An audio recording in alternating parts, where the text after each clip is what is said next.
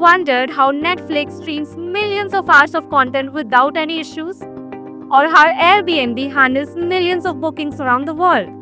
The answer is AWS. But don't count out Azure. It's the secret behind digital success of huge companies like Coca-Cola, HSBC, and Adobe.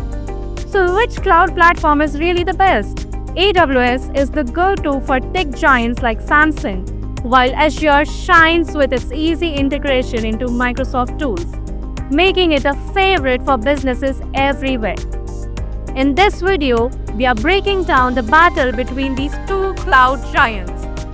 Who has the best features, pricing, and performance? So stick around to find out. Now, before we begin, make sure to subscribe to the channel and hit the bell icon to never miss any update. So what exactly is AWS? Well, AWS stands for Amazon Web Services, and it's basically a huge cloud platform that offers all kinds of services. Things like computing power, storage, and databases over the internet. Instead of companies having to buy and maintain expensive physical servers and data centers, they can just use AWS to rent the computing resources they need on demand. It's like renting a super powerful computer that's hosted in Amazon's data centers, but you only pay for what you use. And when we talk about AWS, we are talking about a massive collection of tools and services. Everything from machine learning and AI to storage, security, and networking. Now, here's something really interesting. AWS is still the leader in the cloud market, and in 2024, it holds 31% of share in the entire cloud industry. That's a big deal. Even though there are other cloud providers out there, AWS has been around since 2006, giving it a solid early mover advantage. Being one of the first cloud platforms in the game, AWS has had plenty of time to fine-tune its services, build trust, and create a massive customer base. Now let's talk about Azure. Azure is Microsoft's cloud platform, and it's another major player in the world of cloud computing. Just like AWS, Azure offers a wide range of services, including computing power, storage, databases, and networking, all accessible over the internet. It also comes with a huge suite of tools from AI and machine learning to analytics, security, and developer services. Azure currently holds around 20% of the cloud market in 2024. While that's smaller than AWS, it's still a major chunk of the market, and one of the big reasons of Azure's growth in Microsoft's established presence in the enterprise world. Microsoft also offers seamless integration with its other products like Windows Server, Office 365, and Active Directory, which makes it a really attractive option for companies already using Microsoft tools. Now let's talk about the difference between AWS and Azure. They both offer a ton of similar stuff like virtual machines, storage, and databases. But the way we do things and their focus areas can be a little different. First, let's talk about the origins of AWS and Azure. AWS started first back in 2006. Azure, on the other hand, didn't show up until 2010. Amazon was already a huge online retailer, and they had built a lot of their own tech infrastructure to run their website and handle all of their data. Then they thought, hey, why not share this tech with other companies? So they launched AWS to let businesses rent computing power, storage, and other services, basically selling the tools they were already using to run their own operations. Microsoft had been doing software and on-premises solutions for decades, but they saw the cloud coming and knew they had to get in on it. Azure was their answer, built with the idea of integrating smoothly with their existing software like Windows and Office. So, while AWS was focused on being this huge, flexible cloud powerhouse, Azure was all about being the cloud that works really well with Microsoft's software ecosystem. Alright, now let's talk about services and features. When it comes to services and features, both AWS and Azure offer a lot of similar stuff, but each has its own spin on things. So let's compare AWS and Azure on the basis of these services and features. First is networking. So both AWS and Azure give you tools to set up and manage their network in the cloud, like virtual private clouds, VPNs, and load balancers. AWS calls their networking services VPC, Virtual Private Cloud, where you can define your own private network and control IP addresses, subnets, and routing. It's pretty flexible, and people love it for its customizability.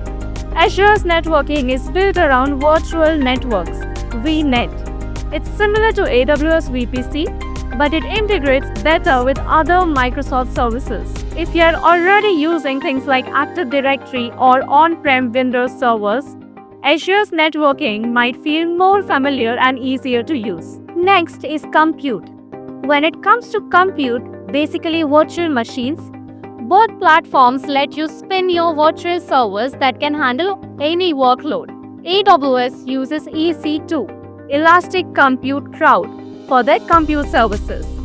EC2 lets you choose different types of instances depending on your needs, whether you're running web apps, databases, or heavy-duty AI stuff. You can adjust the size, memory, and storage as you need, and you can even scale them up or down automatically with tools like auto-scaling. Azure offers virtual machines, VMs, and it's got a similar setup. You can choose from different VM sizes based on what you're running, and it integrates super well with other Microsoft tools like Windows Server or SQL Server. Azure also has a cool feature called Azure Virtual Machine Scale Sets, which is like AWS's auto-scaling, but with a slightly more seamless experience if you're all in on Microsoft tech. Next is storage.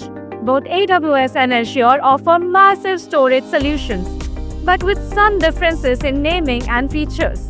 AWS has services like S3, Simple Storage Service, for object storage, and EDS, Elastic Block Storage, for more traditional disk-based storage. S3 is super popular for things like backup, archiving, or storing unstructured data like images or videos, and it scales very easily. EBS is for attaching storage to EC2 instances like a hard drive for your virtual machine. Azure has blob storage similar to AWS S3 for object storage, and Azure Disk Storage for VM storage, kind of like EBS. The big plus with Azure is that it often more integrated with other Microsoft services. So if you're already using a lot of Windows-based tools, the Azure storage options might feel more familiar and work better for use cases. Next up, we have pricing. When it comes to pricing, AWS and Azure can be a bit tricky because neither one has a simple flat rate for everything. It's more like paying for what you use. Comparing prices can be difficult because of the varying pricing models and services available. AWS tends to be more flexible, but sometimes that means it's a bit harder to predict your costs. They have a ton of services, and each one can have its own pricing model: pay-per-use, subscription-based, or even reserved pricing if you commit to using something for a year or more. Because AWS has been around longer, you'll find that they offer a ton of detailed pricing options, which is great for big, complex setups. Azure, on the other hand, often tries to appeal to people who are already in the Microsoft ecosystem. If you're using a lot of Microsoft products, Azure can sometimes offer discounts or pricing models that make it cheaper for you to bundle things together. Azure also does a similar pay-per-use thing, but their pricing might be a bit more straightforward for people who are already familiar with Microsoft tools. Next up, we have performance. When it comes to performance, both AWS and Azure are pretty solid. AWS is often considered the leader when it comes to raw performance, especially for things like computing power and large-scale infrastructure. Since AWS has a huge global network of data centers, it can give you really low latency, meaning your apps run faster and great scalability. If you need to handle a lot of traffic or massive amounts of data, AWS generally has the edge. Azure, on the flip side, also offers strong performance, but it's usually more optimized for people who are using applications that are integrated into Microsoft services. You might notice that Azure's performance is pretty slow because it integrates so well with those tools. They also have a good global network, though it's not as quite extensive as AWS's. Azure does a great job at hybrid cloud setups too, meaning if you're running a mix of on-premise and cloud-based services, Azure's performance for that kind of setup tends to be pretty strong. Next one is support and community. When it comes to support, both AWS and Azure have pretty solid options, but there are a few differences. AWS is known for having a massive community and lots of documentation. Because they have been around the longest, there's a ton of tutorials, forums, blogs, and even third-party resources to help you out. If you run into an issue, you'll probably find a guide or answer online pretty quickly. They also offer premium support plans, which gets you access to AWS experts who can help you with specific issues. Azure, while maybe not as massive as AWS, also has a great support system, especially if you're already using Microsoft products. Their integration with tools like Active Directory and Office 365 makes things smoother for Microsoft users, and their support for hybrid cloud setups is pretty solid too. Azure has a good community and lots of resources, though it might not have quite the same depth as AWS when it comes to third-party content. But Microsoft offers good enterprise-level support options. So if you're a big company already using their ecosystem, you'll likely get pretty solid help. Alright, so these were the differences between AWS and Azure. Now let's discuss advantages and disadvantages of AWS. First, let's talk about some advantages. Huge range of services. AWS has a crazy wide range of services, like they offer almost everything you can think of, from basic compute power to advanced machine learning, data analytics, and even AI tools. So whatever your project is, they probably hire service for it. Innovation and new features. AWS is known for being a leader in cloud innovation. They're constantly rolling out new services, features, and updates, often way ahead of their competitors. If you're looking to use the latest and greatest in tech, like serverless computing or advanced AI tools, AWS is usually the first to offer it. Next up, we have global reach. AWS has data centers all over the world. This means you can choose where your data is stored and run your services closer to your users, reducing latency and improving performance. It's great for companies with a global user base. Now let's talk about disadvantages of AWS. First, support can be costly. AWS offers great support, but the premium support plans can be expensive, especially if you're a small business or a startup. If you need hands-on help or 24/7 support, it can add up quickly. Second is limited hybrid cloud support. While AWS has improved its hybrid cloud offerings, Azure is still leader when it comes to hybrid cloud setups, where you mix on-premise and cloud infrastructure. If you're running a hybrid model, AWS might require a bit more work to integrate seamlessly with on-premise systems. Now let's discuss the advantages and disadvantages of Azure. First, let's talk about the advantages. First, we have enterprise-grade security. Microsoft has a long history of enterprise-level security, and Azure continues that tradition. They have tons of built-in security features like multi-factor authentication, encryption, and compliance with major regulations like GDPR, HIPAA, etc. It's especially great for big businesses that need to stay on top of security and compliance. Next, we have cost management and pricing options. While both AWS and Azure have flexible pricing, Azure tends to be a bit more transparent with costs and offers discounts for companies that are already using Microsoft products, like Windows Server or SQL Server. Next up, we have great support for developers. Azure offers a ton of developer-friendly tools, especially if you're working with .NET, C# or other Microsoft programming languages. You also find great tools for DevOps, app development, and containers like Azure Kubernetes Service. Now let's talk about disadvantages of Azure. First is migration. Migrating Azure can sometimes be a bit of a headache, especially if you're moving from a different cloud provider or managing a complex on-premises infrastructure. While Azure provides some tools to assist with migration, like Azure Migrate, the process can be still challenging.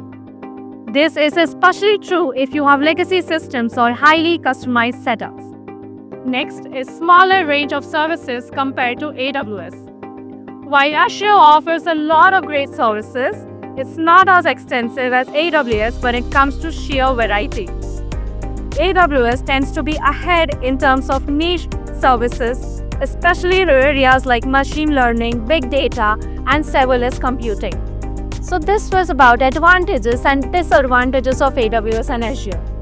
Also, if you want to become a cloud professional and advance your career in one of the fastest growing fields, the Professional Certificate Program in Cloud Computing and DevOps is for you.